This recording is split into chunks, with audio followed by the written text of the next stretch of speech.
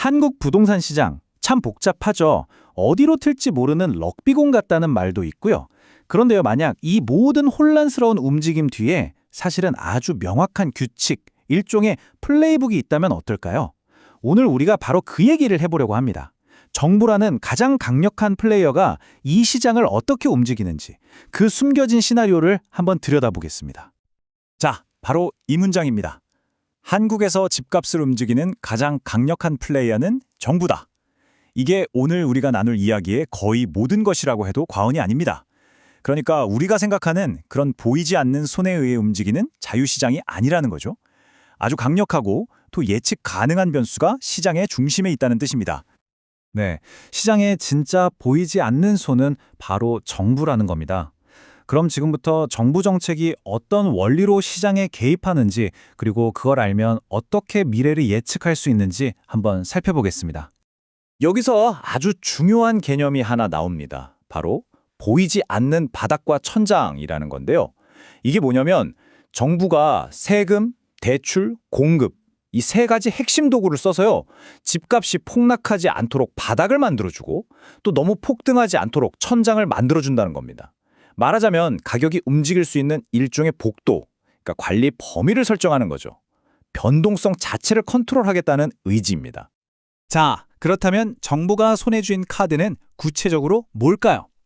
시장 상황에 따라 정부가 펼칠 수 있는 세 가지 핵심 시나리오를 지금부터 하나씩 짚어보겠습니다. 첫 번째 시나리오입니다. 바로 부양카드인데요.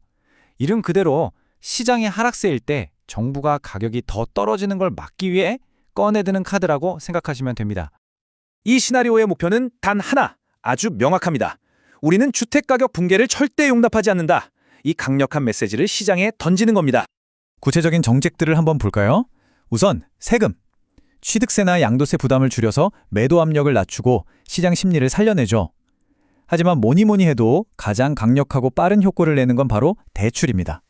DSR, LTV 같은 묶여있던 규제들을 풀어주는 거죠. 사실 한국 부동산 시장에서 대출은 우리 몸의 동맥과도 같거든요. 이 돈줄을 조금만 터줘도 시장의 유동성이 확 돌면서 분위기가 바로 바뀝니다.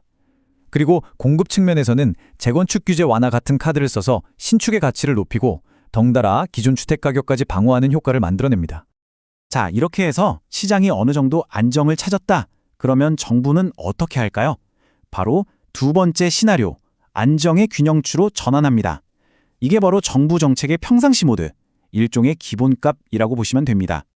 이 시나리오 B의 목표는 굉장히 미묘한데요.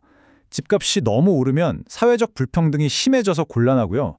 반대로 너무 떨어지면 경제 전반에 충격을 주는 금융 리스크가 커지죠. 그러니까 정부 입장에서는 급등도 급락도 다 피하고 싶은 겁니다. 시장을 안정적인 범위 안에서 관리하려는 거죠. 정책들을 보면 그 의도가 명확히 보입니다. 세금은 일단 현상 유지를 합니다.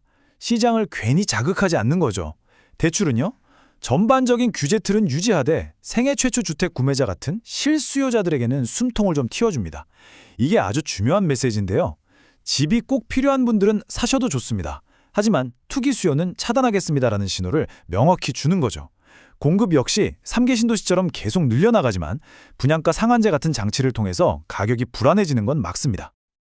자, 이제 마지막 세 번째 시나리오입니다. 만약 시장이 다시 뜨거워지기 시작하면 정부는 어떻게 할까요? 이때 바로 이 억제 브레이크 카드를 꺼내듭니다. 이 시나리오의 목표는 아주 분명합니다. 바로 수요를 즉시 멈추는 것입니다. 왜냐하면 우리나라에서는 집값이 급등하는 게 단순한 경제 문제를 넘어서 바로 정치적인 부담으로 이어지거든요. 그렇기 때문에 정부는 과열 조짐이 보이면 굉장히 빠르고 또 단호하게 개입할 수밖에 없습니다. 억제 정책의 핵심은 말 그대로 수요의 원천에 차단하는 겁니다. 다주택자에게는 무거운 세금을 부과해서 투자의 생각 자체를 못하게 만들고요. 그리고 가장 강력한 무기죠. 바로 대출을 꽉 조여버립니다. LTV, DSR 규제를 강화해서 시장으로 흘러들어오는 돈줄을 아예 막아버리는 거예요. 이게 시장의 열기를 식히는 데는 가장 빠르고 효과적인 방법입니다. 동시에 공급은 장기적으로 늘려가되 그 속도를 조절해서 단기적인 가격 상승을 유발하지 않도록 관리하는 그런 전략을 쓰게 됩니다. 네, 이렇게 세 가지 시나리오를 모두 살펴봤습니다. 그럼 가장 중요한 질문이 남았죠? 앞으로 우리 부동산 시장은 어떤 모습일까요? 이 시나리오들을 조합해서 2025년부터 2030년까지의 미래를 한번 그려보겠습니다. 결론부터 말씀드리자면 미래는 이 중 하나의 시나리오로 고정되는 게 아닙니다. 시장이 크게 흔들릴 땐 시나리오 A, 즉 부양책을 썼다가 다시 안정되면 시나리오 B로 돌아오는 이 두 가지 시나리오를 계속 오가는 모습이 될 가능성이 가장 높습니다. 그러니까 큰 하락은 막되 안정적인 관리를 기본으로 삼는 거죠. 정부의 대응 패턴을 정리하면 이렇습니다. 자, 시장이 급격히 식는다 싶으면 바로 시나리오 A, 부양책을 가동합니다. 이걸로 가격이 안정되면 다시 평상시 모드인 시나리오 B로 돌아오고요. 만약 그러다가 시장이 다시 과열될 조짐을 보인다. 그럼 즉시 시나리오 C, 억제 브레이크를 밟는 거죠. 이 패턴이 반복되는 겁니다. 마치 실내 온도를 조절하는 자동 온도 조절 장치처럼요. 정부가 관리하는 건 가격의 절대적인 레벨이 아니라 가격 변화의 속도와 진폭인 셈입니다. 결론입니다. 이 모든 것을 관통하는 하나의 키워드는 바로 예측 가능한 패턴입니다. 그리고 이것이 바로 복잡해 보이는 한국 부동산 시장을 꿰뚫어 볼 수 있는 핵심 열쇠가 됩니다. 마지막으로 이 문장을 꼭 기억해 주셨으면 합니다. 한국 부동산의 미래는 갑자기 나타나는 검은 백조에 의해 움직이는 게 아니라 이미 정해진 정책 시나리오에 따라 움직인다. 그렇기 때문에 정말 중요한 것은 예상치 못한 돌발 변수를 기다리는 게 아니라 지금 정부가 어떤 시나리오를 쓸 수밖에 없는 상황인지를 읽어내는 것입니다. 결국 한국 부동산 시장의 미래를 내다보는 통찰력은 바로 이 정부의 플레이북을 이해하는 것에서부터 시작됩니다.